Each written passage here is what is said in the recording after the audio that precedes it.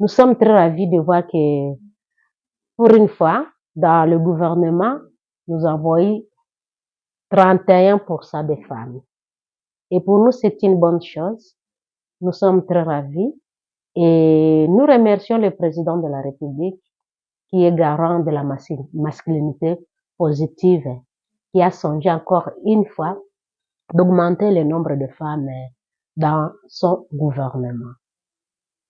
Maintenant, nous, en tant que personnes déplacées, nous avons de sérieux problèmes.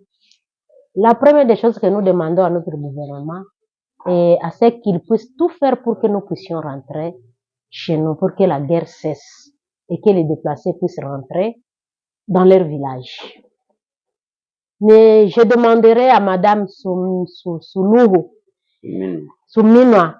Madame Souminwa, la première ministre, avec les femmes qu'elle a eu la volonté de nommer dans son gouvernement, de faire tout, de songer à la femme déplacée et de savoir qu'il y a des femmes qui souffrent derrière elle et qu'elle doit fournir tous les efforts possibles avec les hommes qui ont été nommés ensemble et voir comment est-ce que cette guerre peut cesser. Mais dans l'entretemps, nous souffrons de voir comment elles peuvent encore une fois assister les femmes déplacées et leurs dépendants.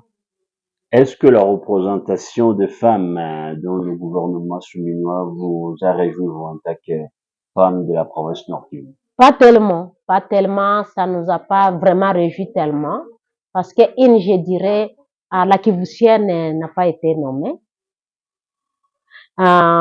plus spécialement la femme du Nord Kivu, mais c'est déjà un pas quand même, c'est déjà un pas. Nous encourageons encore une fois le président de la République pour que la prochaine fois, il ne puisse pas oublier la femme du Nord Kivu, et pourquoi pas la femme déplacée. Voilà, vous parlez de la femme déplacée. Le gouvernement a de multiples charges, notamment aussi morcé sur la question sécuritaire.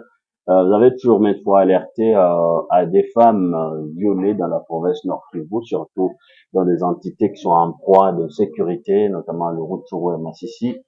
Vous pensez que sur cette question, le gouvernement souminois devrait se pencher sur quoi exactement pour honorer la femme du Kivu et de la province Nord Kivu en particulier? Pour honorer la femme du Kivu et celle de la province du Nord Kivu en particulier, premièrement, je crois que c'est le retour de la paix. Pour nous honorer, il faudra que la paix revienne chez nous. Parce que, ces derniers temps, la femme est prise comme une arme de guerre. Les violences qui se font dans le milieu où il y a les rebelles, elles se font vraiment à masse. À masse. Et c'est la femme souffre tellement, de sorte que nous souhaiterions que la guerre cesse et que les violences sexuelles aussi cessent dans nos milieux. Et un petit message aux femmes déplacées, madame? C'est le message d'encouragement comme toujours. Le message d'encouragement, chaque chose a un début et une fin.